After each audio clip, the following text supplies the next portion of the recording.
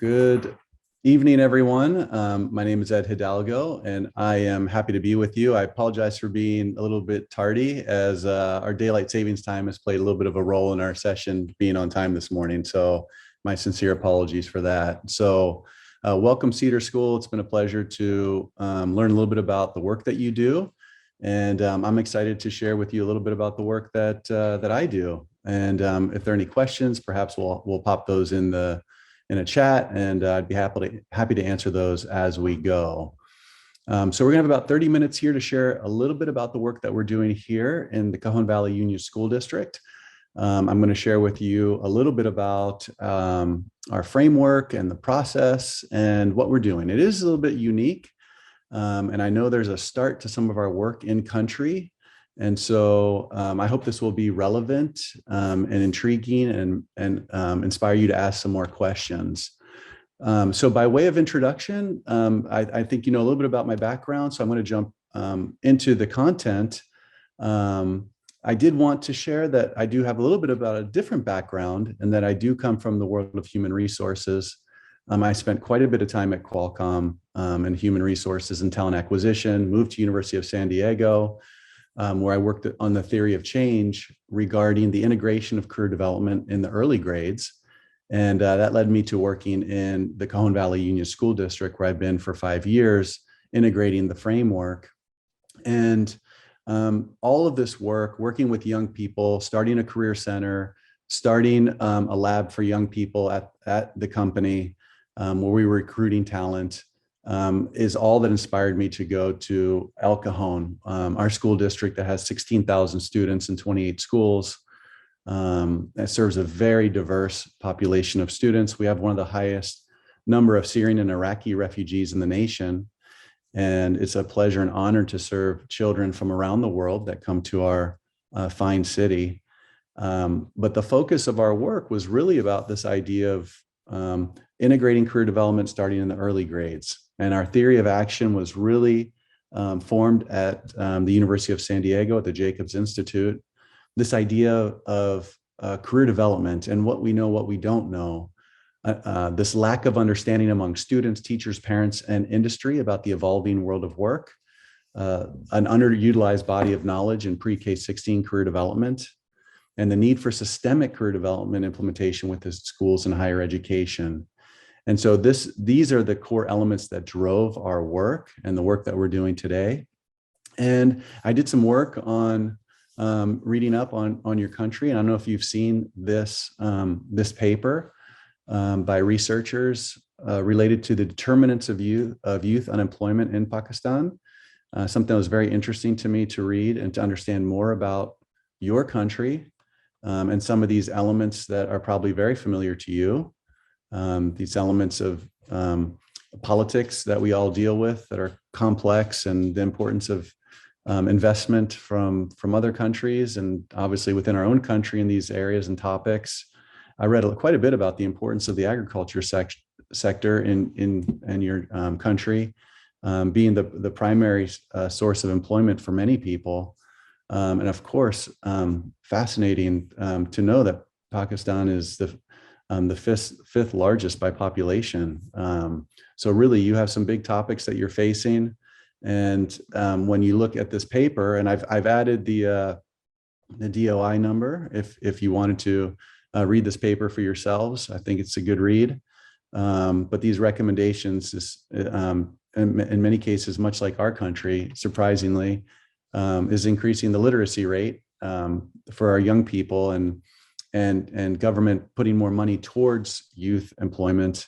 And then very specifically in your country, this investment in agriculture sector is so important. So you got my brains turning around your own country and what's important related to young people's career development and providing opportunities for them. And I want you to know that if you haven't been paying attention, the OECD has been publishing quite a bit of research recently around this idea of how to prepare young people for working life around the globe. And so this web page, and maybe you click and take a snap of it at the bottom, is a good place to start if you want to explore what research is showing about youth unemployment. How do we make changes in those areas? It's obviously critically important that we do that for young people. And as educators, I know you're preparing young people for their future, for the future world of work. So the OEC does a great job of pulling all this together. So I also did want to give a shout out to one of your countrymen, Raza Abbas. He spoke a couple of weeks ago for the OECD, and he's a big proponent of parents and their roles in this work of career development, but he's in your country. He's someone, if you don't know, you probably should know, because he's doing very important work in this space. And so we were honored to be able to speak at that conference for the OECD as well. And I'm going to share some points on the work that we're doing here in Cajon Valley. Of course, our work was focusing on career development starting in the primary grades. And, we do have this belief, like Andreas Schleicher at the OECD, that giving children a better sense of the world of work is not just a matter of social justice. It's also a matter of bringing the potential of the next generation fully to bear. But how do we do that? And fortunately, in our country, in our district, we have a leadership that cares deeply about this topic. And I think this is the beginning of any program within any school district, university, primary, secondary, post-secondary. If without the leadership, this won't happen. And we're fortunate to have leaders who have made this possible. And we have a vision that aligns specifically to this focus, where our goal is to develop happy kids and healthy relationships on a path to gainful employment. And so from there, you really need to begin to understand, how do you make this possible within your school district? And again, the questions will naturally arise. Why are we starting this in the early grades? And it's really important to have the support of the OECD articulating that career guidance should begin well before age 15. It should begin well before secondary education begins. And they call it out very clearly in their papers. And so the work that we do is unique. And I would say that our learning intentions are to learn a little bit about how we do that. How do we start before 15? The fact that teachers are integrated in our model, that we use a common language of the RIASEC, which is probably new to many of you, but I'm going to share with you what that's about. And then that this interesting connection between technology and literacy. And we heard about the importance of literacy just a little while ago, but we're going to tie that back in as well. So what's interesting is that when the OECD does study what people think matters most, this is a recent poll, 2020, but it's incredible to see what COVID has done to young people's aspirations, where 44% of young people reported say their aspirations had fallen, or that their job ambitions seem impossible to achieve, or they don't ever expect to grow up to have a job that they really love. And the world of work is complex. It's difficult, it's challenging. And then to build skills on top of it, to know what careers are going to be affected by automation in the future. There's so many complexities in this world related to young people's future possible selves, but it's our role to help them construct a self-identity. Dr. Mark Savickas, a well-known professor and theorist in vocational psychology, talks about the importance of self-construction and how it begins in childhood. As individuals are first actors, they become agents, and then later authors of their own lives and careers. This is the work that we do as educators. And I want you to know that you're not alone. Aside from the OECD research, there's quite a bit of scholarship that's evolved over the last, I would say, 5 years or so, from Canada and the United Kingdom, Australia, and other countries. People are starting to understand, educators are starting to understand that this work is critically important. And a lot of times we do shift this work or move this work over to technology only interventions. And what I would say is that research has shown us that interventions facilitated by an expert are more effective than computer mediated interventions, or interventions where we just have kids get on a computer, explore careers or take a career inventory, and then expect to go out and make choices around their future academic aspirations or future career hopes.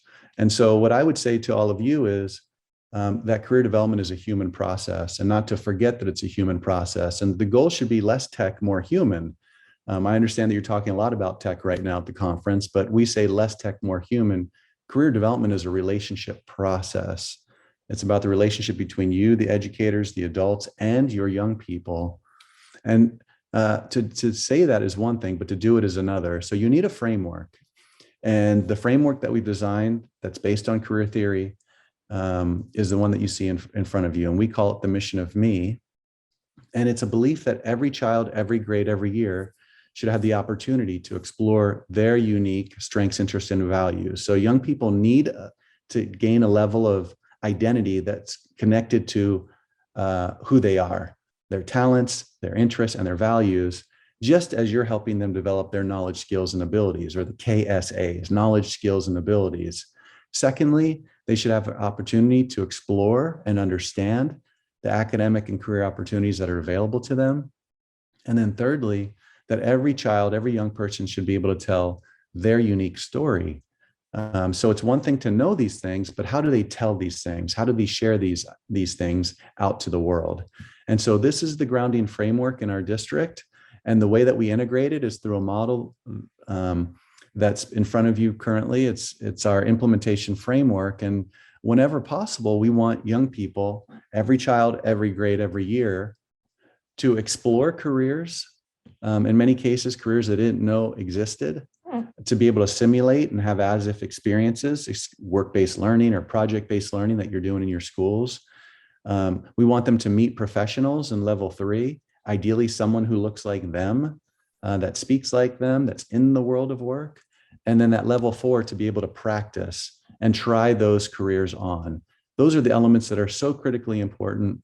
And those are the elements that our teachers are learning to integrate in the classrooms. And again, it's a human process. So when I talk about interests, as I did in this previous slide, I want you to know that interests are a grounding framework.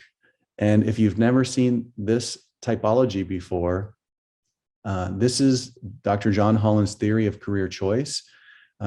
He was a US-based researcher, theorist, vocational psychologist, designed this framework back in the 1950s. So it's been around for some time. And in vocational scholarship, you'll see that this is the most widely adopted framework for interest measurement. And you can see many of our tweets on Twitter at #RIASEC. This language is the one that we use across our district with our students, our parents, our teachers, our entire community. And I'm going to share with you why through some examples. But those realistics stand for the doers. People like to use their hands at work. The investigatives like to use math and science to solve problems. We have the artistic creators. They appreciate creative self-expression in all things they do. Our social helpers, our teachers, typically, and nurses, doctors, oftentimes lead with social helpers. The enterprising persuaders, they are our risk takers, our public speakers, our salespeople, our politicians, and then the conventional organizers. They love to put things together. They organize facts, data, and figures. Now, the reason, and most people are a combination of 2 or 3 themes. There are a number of interest inventories, career assessments that use the RIASEC framework. Many of those assessments are valid, reliable, and empirically based. And so it's important to know that and take care with what assessments you use if you decide to ever use this inventory. But what's important about the RIASEC in our context of creating a common language is that major universities in the United States and in other countries use the RIASEC to classify their majors. In our country, in the United States, our primary labor market information source called the ONET uses it to classify hundreds of different careers. So the careers are actually aligned by the RIASEC. And then, as I mentioned earlier, the strong interest inventory, for example, is a gold standard of career assessment that uses the RIASEC language to reveal its results. So a child that has the opportunity to learn about their interest themes through the lens of the RIASEC across their primary and secondary grades can then start to point those interests to majors, college majors and careers of interest. And we're seeing this work in the United States at some of our universities. This is a community college that was recognized as one of the top 10 colleges in the entire United States. Out of more than 150 different colleges, they began using this model of the RIASEC about 5 years ago. And every child that matriculates into the university participates in a process of learning about their own interests and then selects majors based on their interests. And during this time of COVID, they haven't had a reduction in their enrollments, and more students are graduating with their majors. So we're seeing quite a bit of success with using this model for young people. It's not something that we do in schools. And so when we show that careers can be aligned to this language, it gives young people hope. They begin to connect an idea of themselves and their place in the world. But it's more about these elements. I want you to know about some additional research. The power of interests, and your head of schools asked me to add some of this research in here, but that interests fit predicts employment outcomes such as job success, income, and job performance. And some recent research, this is from 2020, this is meta research, longitudinal research, that interest fit is most useful for predicting employees' performance. This is another longitudinal research, 2 12-year studies. This was just produced, this paper, 2021, but that these vocational interests have enduring influences on career choices and future success. So this idea of interest isn't just a nice typology. It's not just a nice framework. It's critically important. And what's ironic is that prominent educational psychologists, and you probably are familiar with Arnold and Dewey as my guest, perhaps in your own programs, but they've long acknowledged that interest is the key to attention and effort in education. And I would say that it's the same once we enter into the world of work. And so this idea of interest is a brand new framework for our teachers. They've had to learn this language, and we've been studying this now for 5 years. I want to expand on kind of this idea of every child, every grade, every year. What we know is that from a very early age that students begin to, what we say, foreclose on opportunities. They start to say that's, for example, a boy job, or that instead of a girl job, or that's not for people like me. And so what we want to do is we want to provide every child, every grade, every year, an opportunity to explore their interests based on their interest themes, based on their RIASEC themes. And so that means each child, every interest, every exploration. And this is a wonderful and marvelous place to bring project-based learning into your classrooms. This is a marvelous way to bring unique teaming into your classroom along the line of interest. I'm going to share some examples with you, but I want to take you into our classrooms. And I know we have about 10 minutes left, unless I get a message sooner. But I want you to know that this process of career development integration, it can happen lots of different ways in your classroom, because it can be ideally cross-curricular. It can be in enrichment experiences. So maybe a pull-out or specific periods of time that you set aside to do this work.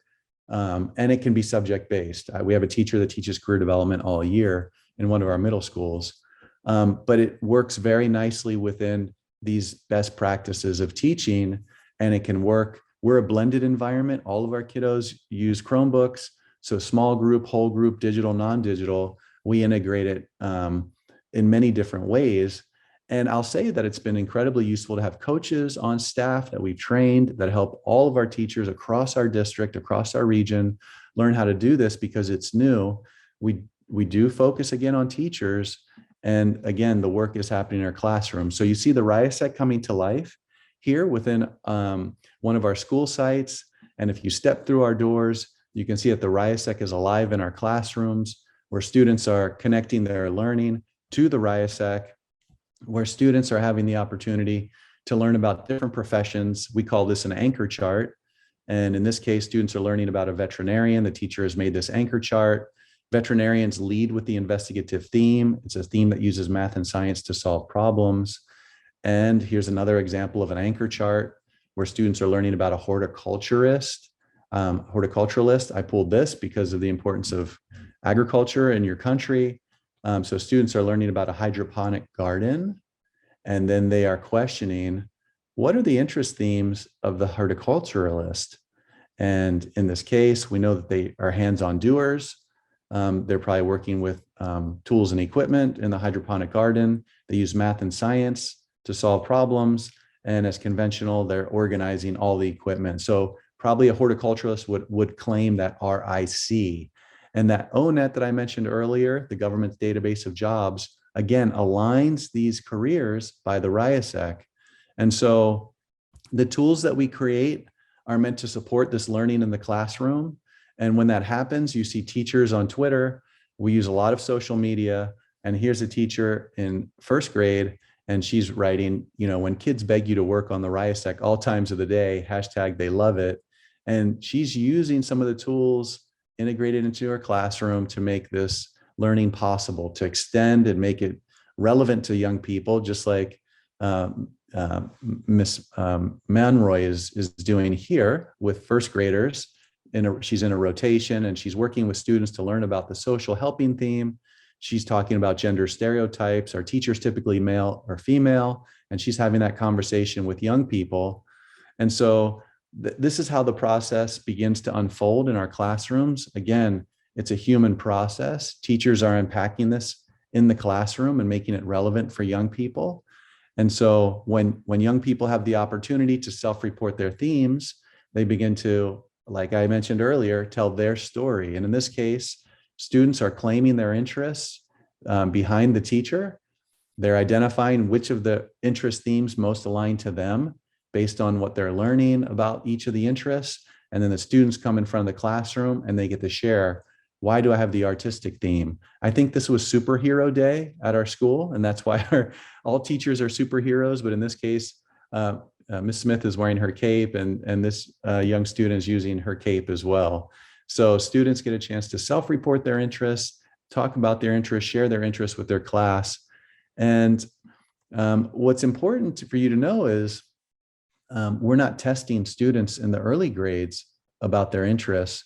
We're inviting them to self-report their interests. So as the teachers begin to share the definitions, the ideas, the concepts, the literacy of the RIASEC, a student is invited to answer, which do you think are your themes that most resonate with you? And in this case, the child, Caitlin, she first identified artistic, investigative, and conventional as her top themes, but now she's shifted, she's changed. And Miss Jones here is sharing that, yeah, the star here is, this is what Caitlin is really claiming for herself. She's really saying that she's now more artistic, conventional, and social. And so this is agentic. This is about agency for young people. There's no right or wrong here. All themes are good, and they have choice around each of these themes. I want you to also consider, and I know we only have a little bit of time left, but I want you to consider this process as very much a social emotional learning process. And in this case, Miss Gilbert, she's sharing a tweet with us. The only thing I love more than a positive self-talk activity is one that includes students' RIASEC codes. So this is one of our counselors who's also integrating the RIASEC, and she's talking about coming to the classroom for a positive self-talk lesson. It's social and emotional learning.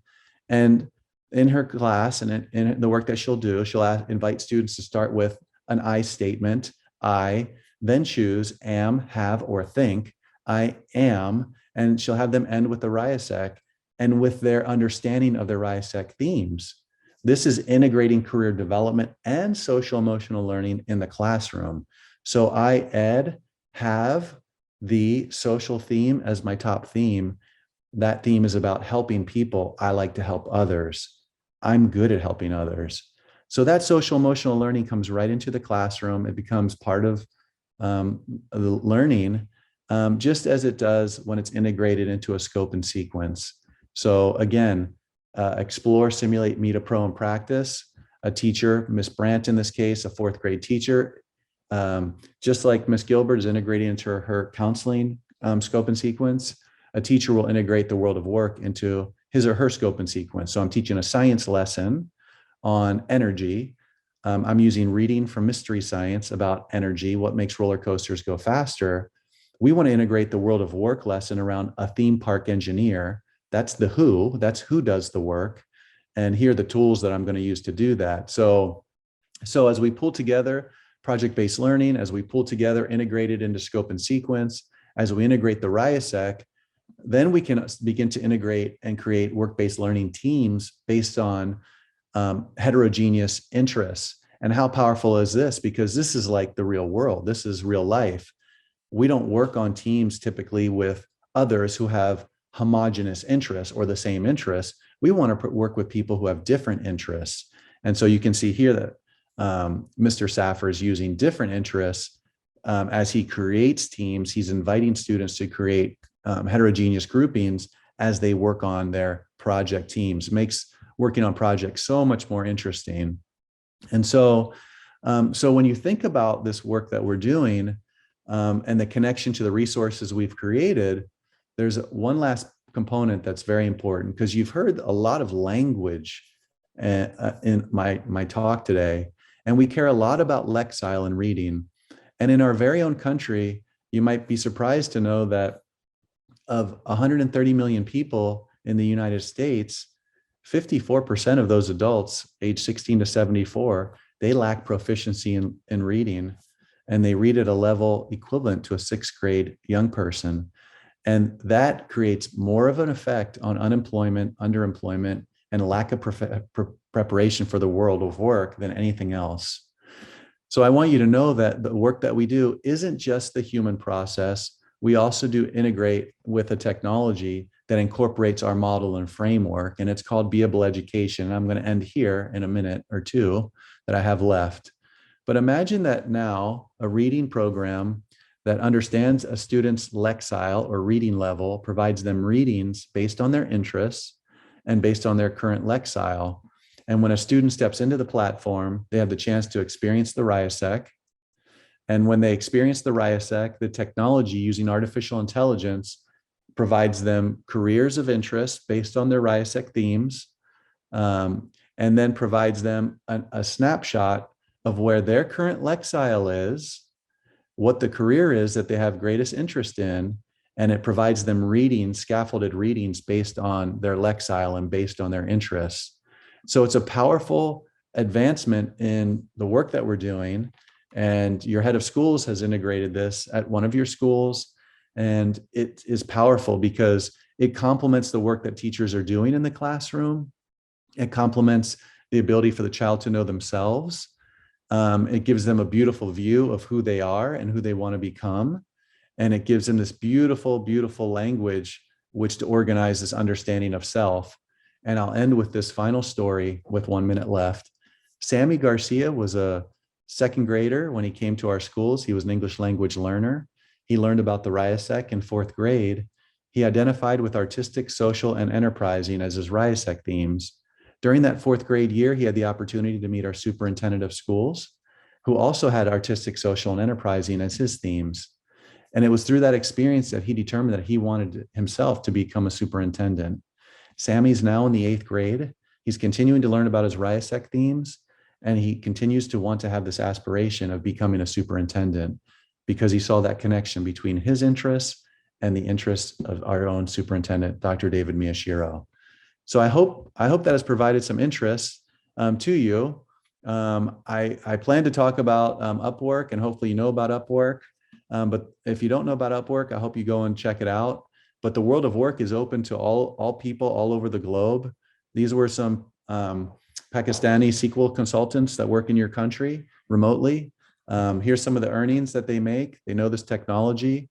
The world of work isn't just where we drive to work every day. It's a remote world. It's a distance learning world. There's lots of opportunities to connect with the world of work through Upwork. It's the largest staffing platform in the world. And if you don't know about it, you should get smart about it. And I think it'll bring some context to our work. But with that, I'll end there. If you have any questions, follow us on Twitter. You can go to our bit.ly site here to learn more about the work that we're doing. And I hope that was interesting, compelling, and I'd be happy to field any questions of yours in the future that you might have. With that, I'll turn it back to your host. All right. Thank you so much, Ed. It was definitely really helpful. And I actually, got to learn a lot from your session because I knew about Beable, but I didn't know about it and World of Work that much in detail. So thank you so much for sharing that.